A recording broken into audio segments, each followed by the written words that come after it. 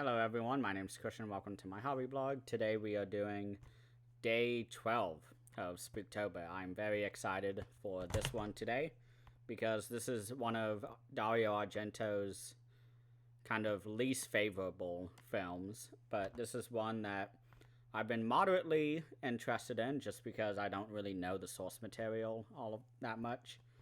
And so this was actually the first movie touching this story that I've seen, and I think I liked it. I liked it quite a bit.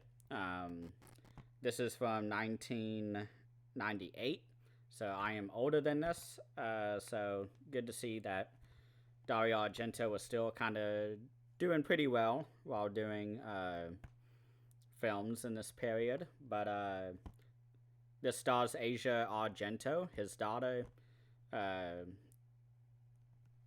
Phantom of the Opera. I had heard many things going into this, and one of which was that it's just okay. And I maintain that it's good. I wasn't bored all that much while watching this movie. Asia Argento was actually really good in this, but my issue is mostly the fact that it's her father filming her, doing all the sex scenes and long scenes of her being naked and being fantasized about, which I'm sure is in the original story. So it's just a little weird. I don't know how that would be on set, but it's not as distracting in this as in the film, if I can find it. Trauma. This was very disturbing to watch, knowing that Asia Argento was 17 at the time. But this movie was a couple years later, so it was safe. The story is, mysteriously, a series of terrifying accidents and brutal murders leave a bloody trail into the subterranean caverns of the Opera House. Below the theater stalks a man raised by creatures of the underworld. He tragically falls for the beautiful up-and-coming opera singer, Christine, played by Asia Argento. He lures her into the underground layer. Will she be saved from his clutches? I, again, do not know anything about the original source material. It's been around since the late 1800s, is really all I know. And, of course, the very famous movie with the sort of the reveal of the guy taking off the mask and him going, oh, and being like one of the biggest scares in the early days of cinema. That's really all I know. And of course, Gremlins 2 did a homage to that, but this specific one has just a little bit of the weird Argento touches. The kills in this are very, very violent, and I loved the deaths in this movie. Of course, the first one that we see is somebody getting decapitated, the legs and arms getting ripped off, and just a torso is left with little stubs for the legs. And that's right off the bat in the first, I want to say, 10 minutes of the movie, and it's awesome. We also see a chandelier fall from the top of the opera house into a big crowd of people, and like 20 people are killed. Some of them, the heads are crushed and eyeballs pop out. You get people getting decapitated. You get people just being crushed underneath the massive chandelier. But one of the things that I really liked about this movie was definitely the Phantom. He was awesome in this movie. I think he was the best part of the movie. He's just really great acting all across the board with him. Really great look. Apparently, I didn't research this, but I was told that originally Dario Argento wanted John Malkovich to be the Phantom, and that would have been insane. John Malkovich is a very great actor, classically trained. He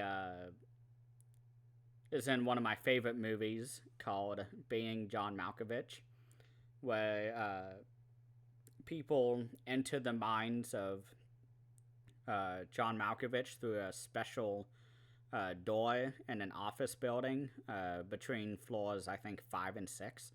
and floor 5.5, I think they say in the movie. And people can control John Malkovich and live as him. And it's amazing, but I would have loved to have seen him in this movie. But I think the actor who plays the Phantom of the Opera, he was great. I really enjoyed his part. Asia Argento is great in this one too.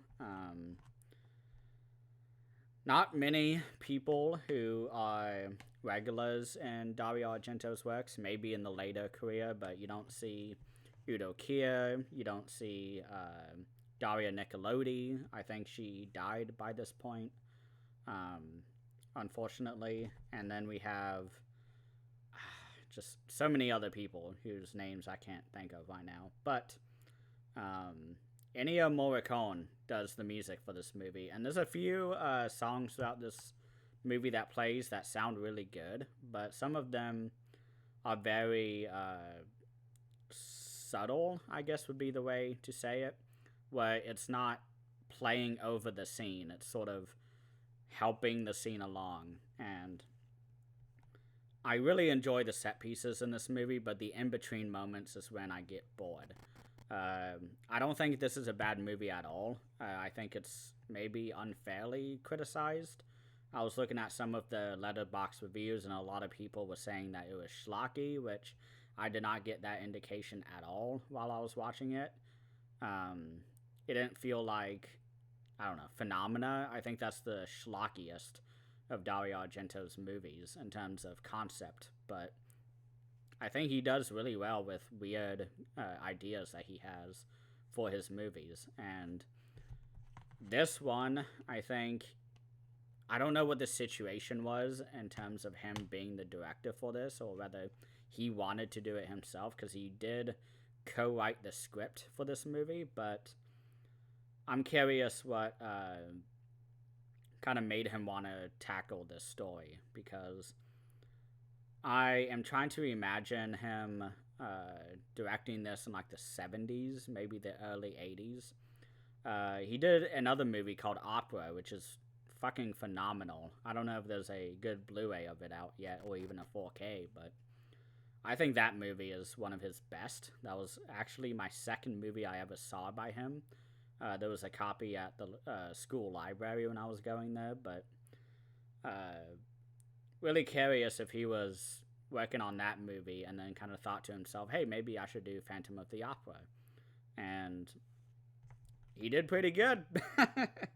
Of course, I haven't read the original material, so I'm not really sure how faithful it is. But, I mean, it's good.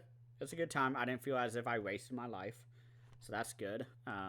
It's not like Trauma, where not only did I feel like I wasted my life, but I felt like I was being a criminal watching it with what happens to Asia Argento throughout. But, yeah, I enjoyed this movie. It wasn't as bad as people say it is. It's definitely nowhere near the top, but it's not in the bottom. So yeah, thank you all so much for watching, and please have a great spooky rest of the week.